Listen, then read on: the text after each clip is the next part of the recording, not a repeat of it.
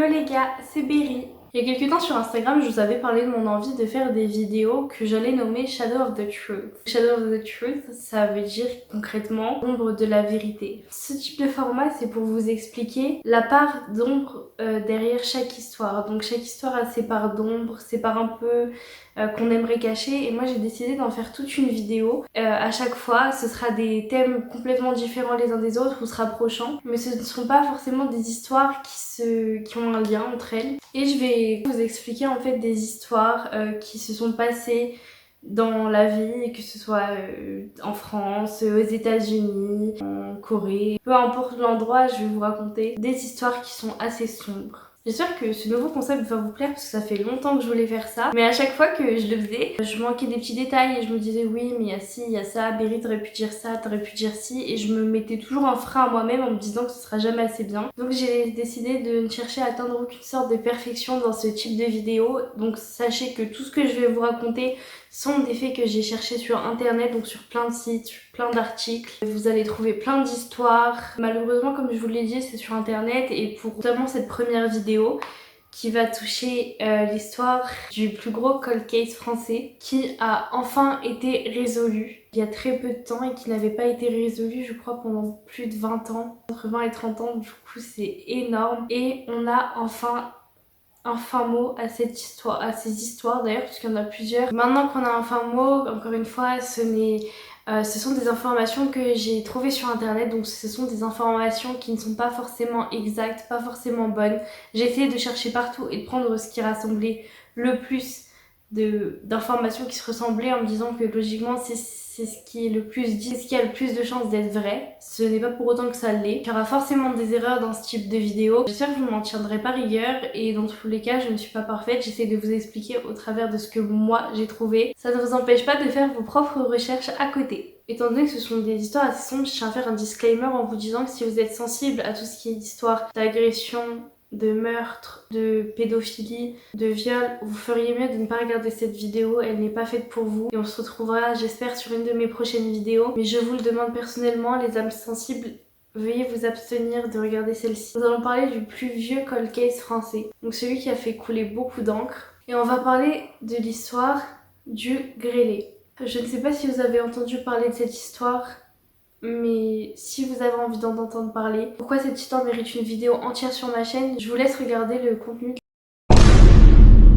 En 1962, à Gravelines en France, naît François Vérove, l'homme qui va nous intéresser pour tout le reste de cette vidéo. Donc né à Gravelines, plus précisément dans les Hauts-de-France, François Vérove est élevé par son père et on a peu d'indications sur son enfance. Elle est très peu connue, mais on sait qu'il l'a décrit lui-même comme difficile. On n'a pas grand chose sur son enfance. Par contre, lorsqu'il grandit, on a pas mal d'informations sur Vérove. On sait qu'entre les années 80 et 90, Vérove entame une carrière dans la gendarmerie nationale. Il fait motard de la police nationale plus précisément, au sein de la préfecture de police de Paris. Il est ensuite membre de la brigade motocycliste urbaine et départementale, ou c'est urbaine départementale, je suis plus très sûre du terme. Et ça, ce sera dans les Bouches-du-Rhône. Et enfin, gardez ça en tête pendant tout le reste de la vidéo. François Vérove va entrer dans la brigade des mineurs, je crois que c'est à Montpellier, et aujourd'hui c'est appelé la brigade de protection des familles.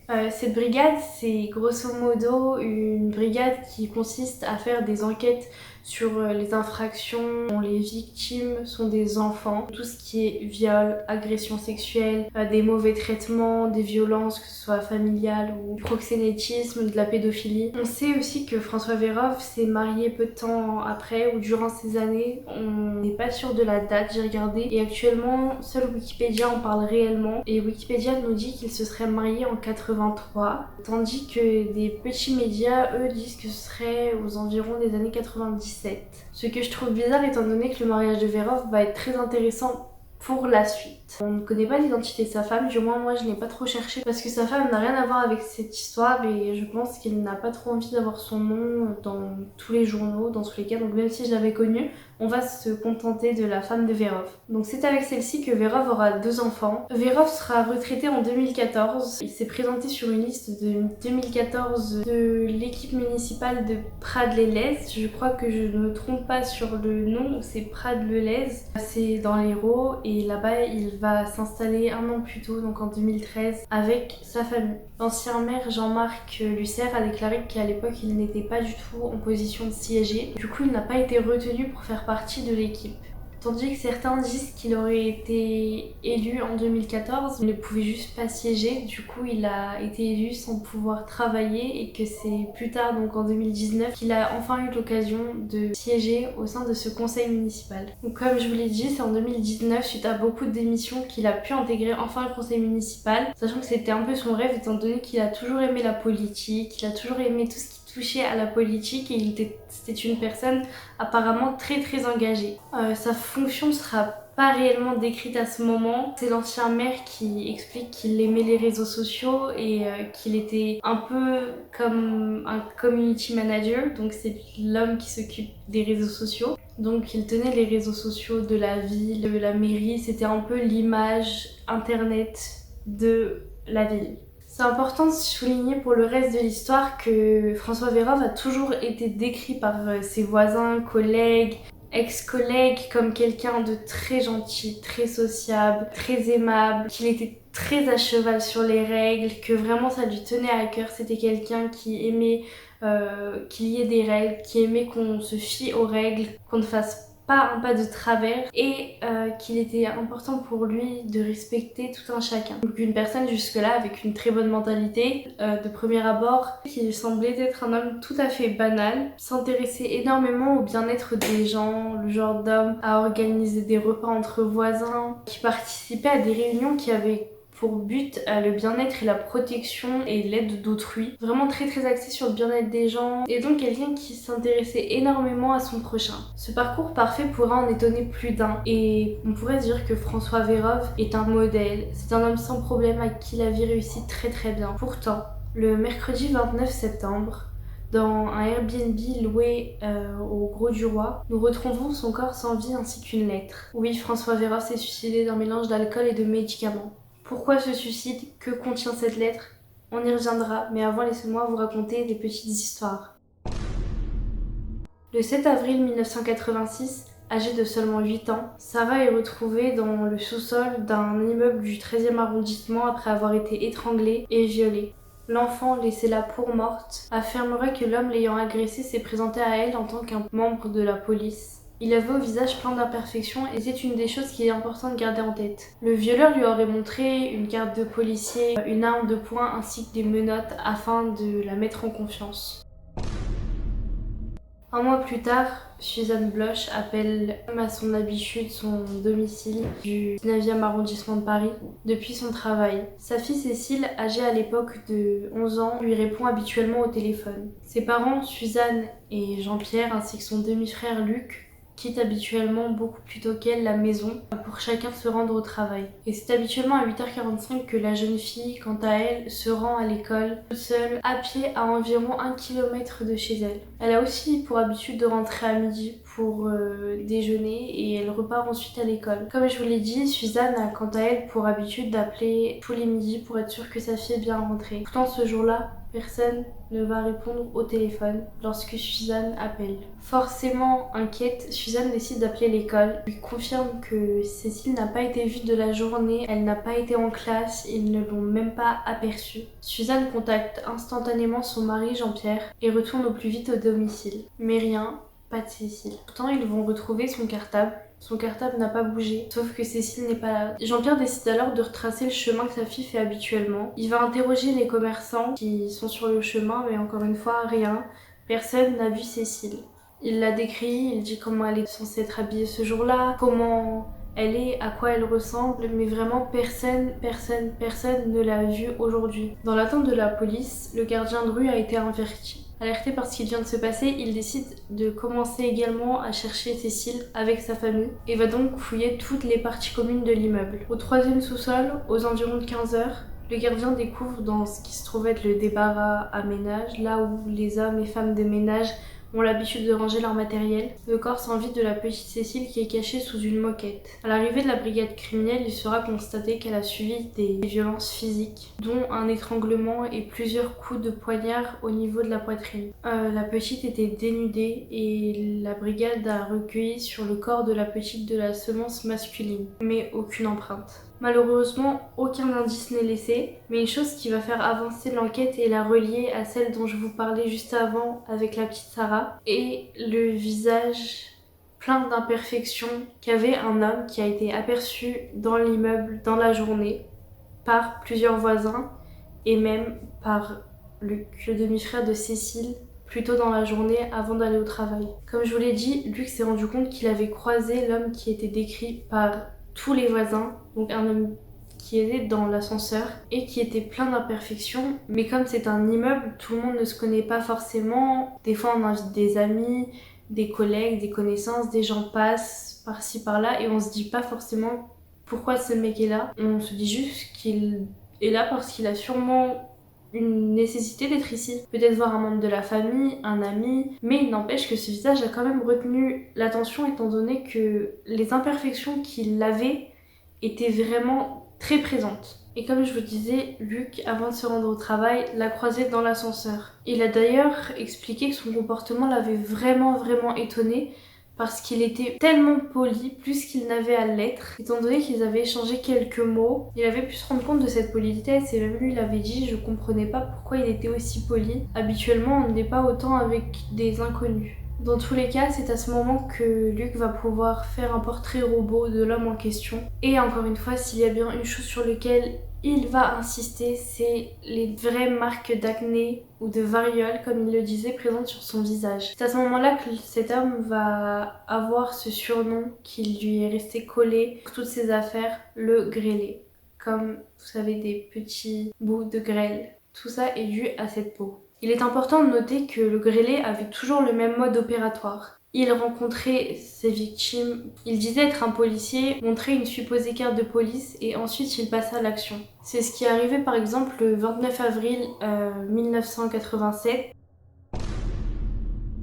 lorsqu'une jeune fille au père allemande sera retrouvée morte chez sa famille d'accueil à Paris, dans le 4e arrondissement. Mais elle ne sera pas retrouvée seule étant donné que l'homme qui l'accueillait chez elle, se nommant Gilles Politti, c'était un mécanicien d'Air France qui était âgé de 38 ans et également retrouvé mort. C'est la femme de Gilles qui va retrouver les deux corps lorsqu'elle rentre dans l'appartement et qu'elle voit tout d'abord sa jeune fille au père, nommée Irmgard Müller, je suis désolée si j'écorche le nom, qui est pendue par les bras au lit superposé de la chambre d'enfant. Elle était ligotée, bâillonnée, sur sa gorge se trouvait une ceinture de peignoir qui avait forcément pour but de l'étrangler, et son corps était parsemé de brûlures. Ces brûlures n'étaient autres que des brûlures de cigarettes qu'on avait déposées à plusieurs endroits sur sa peau. Elle trouvera également Gilles, qui était allongé sur le lit du couple.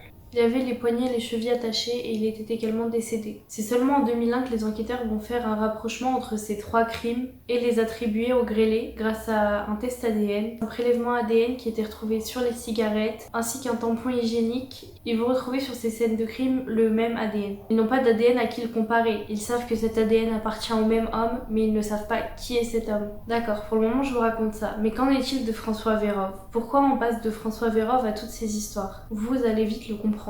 En 2021, la juge Nathalie Turquet relance l'enquête. Cette dernière trouvait que quelque chose clochait. Pendant toutes ces années, avant 2021, on n'avait aucune idée du tueur, on ne le retrouvait pas, on ne savait pas qui il était, on avait laissé ses affaires en suspens parce qu'on ne savait pas qui était cet homme, on n'avait aucune piste, aucun indice, donc pourquoi continuer à chercher? On aurait pu tous se dire ça, mais la juge d'instruction a repensé à cette affaire et elle s'est dit quelque chose cloche. En effet, selon elle, le coupable avait beaucoup plus en commun avec la justice que ce qu'on pouvait penser. Et oui, il connaissait beaucoup plus que tout humain lambda le jargon policier. Et elle se met à penser qu'il est très probable que ce soit un membre des forces de l'ordre qui exerçait à l'époque des faits. C'est avec cette pensée qu'elle décide de convoquer 750 gendarmes, étant donné que toutes ces personnes exerçaient à l'époque des faits en région parisienne.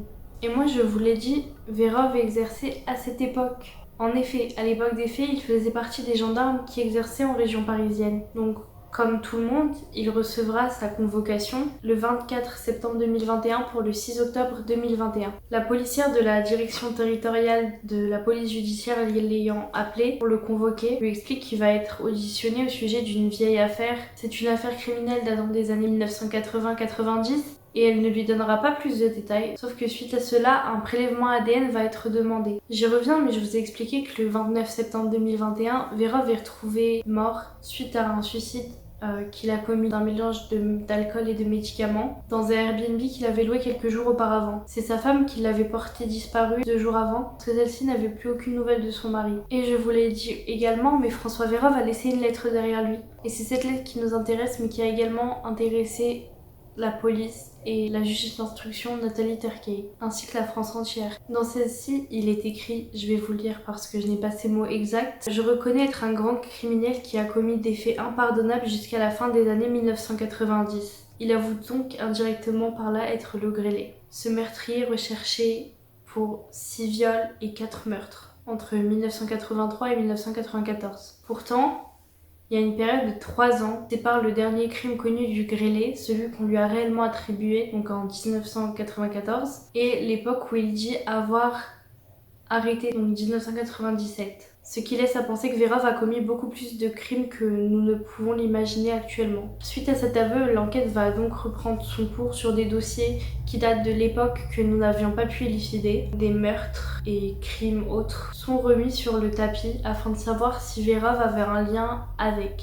Forcément, ce sont des dossiers où le coupable n'a pas été identifié encore. Aussi, la police va comparer l'ADN retrouvé sur les scènes de crime et celui de Vérov après son décès. Et oui, ils vont bien confirmer le 30 septembre que cet ADN appartient à Vérov. C'est donc bien son ADN, le grêlé, c'est Vérov. On le sait, c'est acté. C'est lui qui a fait ce mal à tant de personnes. Parmi ces crimes confirmés, il y a celui de la petite Cécile Bloch, de Sarah A, de Ingard Müller, de Gilles Politi, de Ingrid G, de Marianne N. Mais selon lui, il y en a bien plus. Je vais vous conter quelques autres de ces crimes.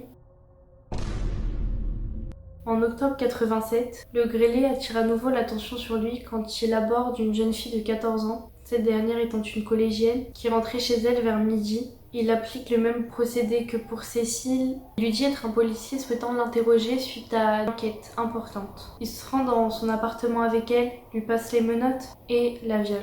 Mais pour une raison qui nous échappe, il décide de ne pas la tuer. Non, il va cambrioler l'appartement et s'en aller.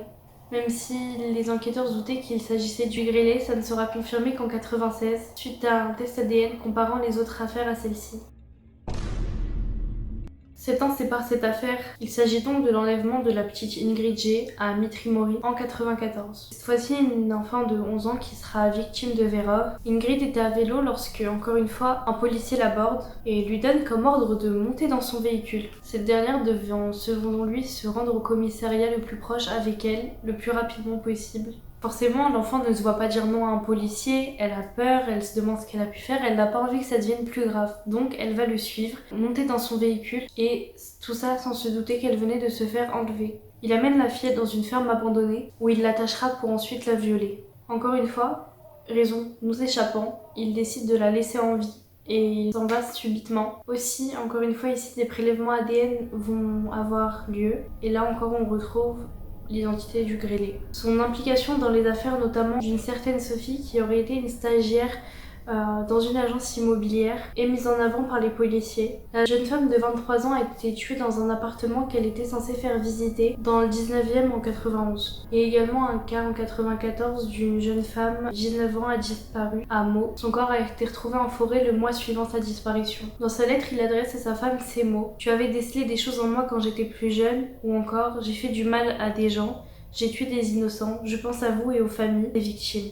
Il ajoutera à cette époque qu'il n'était pas bien dans sa vie à cause de son enfance qui selon lui était difficile. Et il va ajouter à cela que c'était des pulsions qu'il n'arrivait pas à contrôler, mais qu'après son mariage et à la suite d'une thérapie, il se serait remis en question et repris en main. On voit donc par là que s'il s'est suicidé, c'est simplement pour ne pas avoir eu affaire à la justice et à sa famille, qui risquait de découvrir tout ce dont il était coupable, qu'il n'a juste pas eu le courage d'assumer ses actes. Un de ses anciens collègues a d'ailleurs dit que selon lui, s'il s'était arrêté, c'est parce qu'il savait, étant membre lui-même de la police, que l'utilisation des tests ADN devenait de plus en plus courante et qu'il avait compris qu'au bout d'un moment, il risquait forcément de remonter à lui. Aussi, je tiens à le rappeler, mais à cette époque, ce n'est pas comme aujourd'hui où on a beaucoup cette mentalité « méfiez-vous de tout le monde ». Vraiment, pour l'époque, se dire qu'un officier des forces de l'ordre ferait ça, c'est complètement impensable. Surtout sachant que à l'époque, les policiers étaient beaucoup mieux vus que maintenant, étant donné que maintenant il y a pas mal de mouvements anti-police, notamment dans certains pays. Et forcément, tout le monde avait confiance en des membres de la police. Se dire qu'un gendarme pourrait commettre de telles actions, sûrement pas. Et pour revenir sur le témoignage de certains de ses anciens collègues,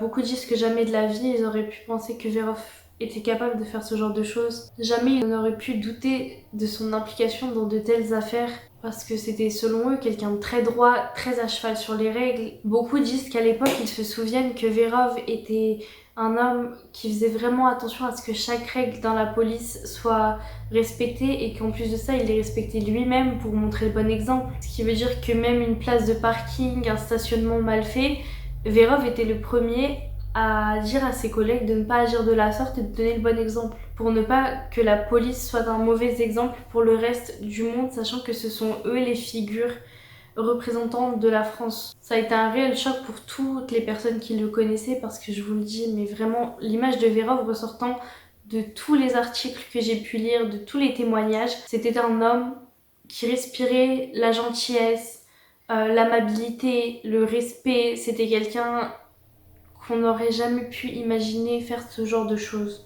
Je vous ai demandé de faire attention à une chose un peu plus tôt dans la vidéo et je ne sais pas si vous l'avez fait, mais je tiens à vous rappeler que Vérov faisait partie de la brigade de protection des mineurs, qu'il était donc chargé de s'occuper des affaires semblables à ce que lui-même était en train de commettre. C'est pour vous dire le culot que cet homme avait. Moi j'aimerais faire un petit rappel, comme je vous le disais avant, maintenant on a un peu plus cette mentalité méfiez-vous de tout et de tout le monde. Je suis la première à mettre cela en avant parce que je trouve que ce genre de sujets sont très importants. Malheureusement, on retrouve beaucoup plus de cas aujourd'hui. Je dis pas que c'était pas le cas avant, mais maintenant les gens ouvrent un peu plus le débat sur ce genre d'affaires. Les gens ont moins honte d'en parler parce qu'à l'époque c'était pour beaucoup vu comme une honte de parler de viol, d'agression sexuelle, et du coup les gens en parlaient moins, mais maintenant on a un peu ouvert les discussions autour de ces sujets-là. Beaucoup plus de gens témoignent de cela. On sait maintenant que certains pères de famille, certains frères, des cousins, des grands-pères, des professeurs, des babysitters, n'importe qui, l'homme, le voisin d'à côté, le jardinier,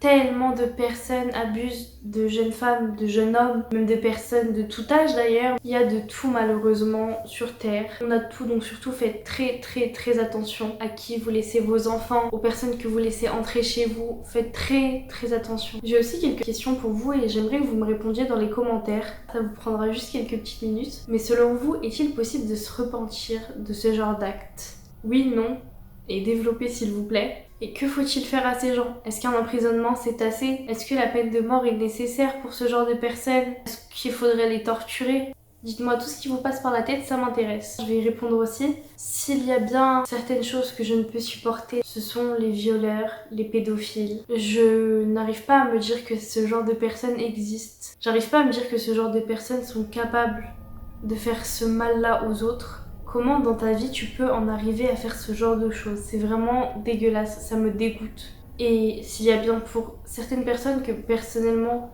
je pourrais me dire que la peine de mort serait nécessaire, c'est pour ces personnes-là. Et encore, je pense que la peine de mort ce n'est pas assez. Je suis le genre de personne à penser que ces genres de personnes faut les castrer. Je suis désolée de le dire, mais il faudrait les castrer. Les obliger à vivre toute leur vie avec ce qu'ils ont fait. Comme par exemple des victimes de viol, les familles, les amis autour de ces personnes vivent mal la chose. Je pense que ces personnes ne méritent pas de vivre heureux. Voilà, c'est tout pour moi dans cette vidéo. J'espère que la fin de la vidéo ne vous a pas un peu choqué. Je vous donne un avis tout à fait honnête. Je pense personnellement que ces personnes-là sont très dangereuses et je ne veux pas que ça m'arrive, tout comme je n'aimerais pas que ça arrive à mon pire ennemi, à mes enfants, aux enfants de mes enfants, aux enfants de mes amis. Peu importe la fille ou le fils de n'importe qui, je souhaite que ça n'arrive pas. Vraiment, ça me répugne. Bon, j'espère avoir pu vous apprendre quelques petites choses. Je suis désolée, c'était pas forcément la vidéo la plus complète du monde, mais j'ai essayé de faire avec ce qu'on avait, sachant que cette histoire est assez vieille, que maintenant que Verov est décédé, on n'en connaît pas beaucoup plus sur sa personne.